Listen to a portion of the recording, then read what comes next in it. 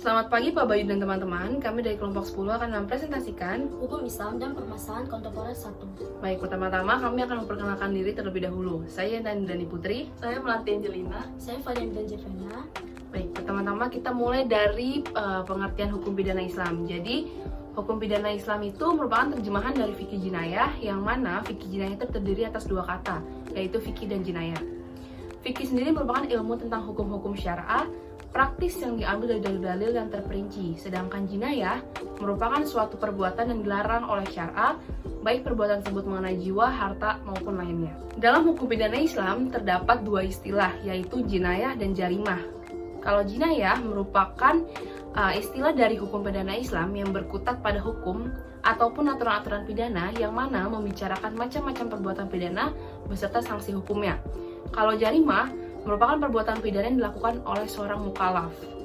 Istilah jarimah pada hukum pidana Islam memiliki 4 jenis ataupun 4 bentuk. Yang pertama yaitu adalah jarimah qisas, yaitu adalah suatu kejahatan akan mendapatkan sanksi maupun akibat yang setimpal atau sesuai dengan perbuatan yang ia lakukan. Contohnya, ada orang yang membunuh, maka ia akan dikenakan sanksi yang setimpal, yaitu mendapatkan hukuman mati. Lalu yang kedua adalah jarimah diyat. Jarimah diyat sendiri merupakan sebuah option, yaitu diyat sendiri berarti ganti rugi, di mana orang melakukan suatu tindak kejahatan akan diberikan option atau diberikan pilihan apakah ia mau mendapatkan sanksi yang setimpal itu ataupun ia mau melakukan ganti rugi terhadap korban maupun keluarga korban. Nah, yang ketiga adalah jarimah had, yaitu perbuatan yang dikenakan sanksi karena melanggar ketentuan-ketentuan syariat yang telah ditetapkan dalam agama Islam. Contohnya seperti hukuman potong tangan bagi pencuri, cambuk bagi penuduh zina, dan sebagainya. Lalu yang keempat adalah jarimah ta'zir, yaitu adalah segala macam kejahatan yang saksinya tidak diatur atau disebutkan oleh Nas, Al-Quran, dan Al-Hadis. Nah, biasanya contohnya itu seperti pelanggaran lalu lintas atau perampokan, penipuan, pencemaran nama baik. Jadi sanksinya itu diatur oleh orang yang berkuasa pada masanya, misalkan kayak hakim gitu. Jadi sanksinya itu ditentukan oleh hakim dan lain sebagainya. Jadi yang jarimah ta'zir ini tidak sepenuhnya atau sama sekali tidak diatur dalam hukum pidana Islam, melainkan oleh hukum pidana nasional. Selanjutnya adalah asas-asas dalam hukum pidana Islam. Jadi yang pertama adalah asas legalitas, yaitu seperti kita pelajari bahwa asas legalitas merupakan asas di mana tidak ada hukuman, tidak ada pelanggaran, tidak ada tindak kejahatan yang dapat dipidana sebelum ada aturan yang mengaturnya. Yang kedua adalah asas larangan memindahkan kesalahan kepada orang lain, yaitu asas ini menyatakan bahwa setiap jiwa terikat pada apa yang dia kerjakan, dan setiap orang tidak akan memikul dosa atau kesalahan yang telah dibuat oleh orang lain. Nah, yang ketiga adalah asas praduga tak bersalah, yaitu asas ini menyatakan bahwa seseorang yang dituduh melakukan suatu kejahatan harus dianggap tidak bersalah sebelum hakim dengan bukti-bukti yang kuat atau meyakinkan menyatakan dengan tegas kesalahan orang itu. Nah, setelah tadi saya menjelaskan unsur-unsur dari jarimah, maka unsur-unsur jinayah akan dijelaskan oleh rekan saya. Jadi unsur-unsur jinayah itu terdiri dari 3 unsur. Yang pertama itu unsur formal. Nah, jadi adanya nas, aturan yang melarang perbuatan-perbuatan tertentu yang disertai dengan ancaman hukuman atas perbuatan-perbuatan tersebut. Jadi unsur ini dikenal dengan al-ruknu al-syar'i. Yang kedua itu ada unsur moral. Adanya perbuatan yang membentuk jinayah, baik melakukan perbuatan yang dilarang atau meninggalkan perbuatan yang diharuskan. Unsur ini dikenal dengan al-ruknu al-madi. Yang ketiga itu ada unsur material. Pelaku kejahatan adalah orang yang dapat menerima kitab atau dapat memahami taklif. Unsur ini dikenal dengan al-ruknu al-adabi. Nah, jadi kami sudah selesai menjelaskan mengenai hukum pidana Islam. Selanjutnya kami akan masuk ke hak asasi manusia.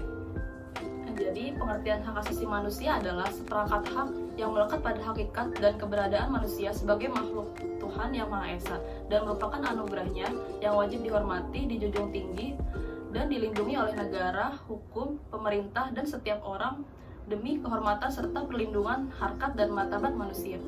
Jadi HAM itu terdiri atas 2 sudut pandang. Yang pertama itu dari HAM dari sudut pandang hukum barat, yang kedua itu HAM dari sudut pandang hukum Islam. Nah, hak asasi manusia menurut barat itu bersifat antroposentris, artinya berpusat pada manusia.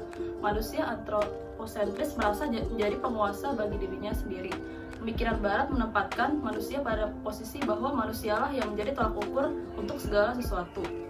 Nah, kalau hak asasi manusia menurut hukum Islam, yaitu HAM tidak hanya menekankan kepada hak asasi saja, melainkan juga dilandasi dengan kewajiban asasi manusia untuk mengabdi kepada Allah Subhanahu wa Ta'ala sebagai penciptanya. Nah, sifat HAM dalam agama Islam bersifat teosentris, yang artinya segala sesuatu berpusat kepada Tuhan, dan dengan demikian Allah Subhanahu wa Ta'ala menjadi sentral atau pusatnya. Pemikiran Islam melalui firman-Nya, yaitu Allah lah yang menjadi tolak ukur segala sesuatu, dan manusia adalah ciptaan Allah Subhanahu wa Ta'ala yang mengabdi kepadanya. Selanjutnya, kita akan membahas prinsip hak asasi manusia dalam hukum Islam, yaitu ada 3. Pertama, persamaan, yang kedua, kebebasan, yang ketiga, penghormatan. Persamaan yaitu Islam itu memandang semua sama dan mempunyai kedudukan yang sama.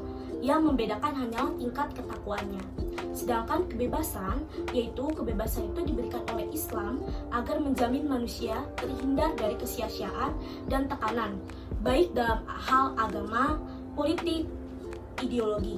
Nah, jadi tergantung hak dan kepentingan orang lain yang harus dihormati.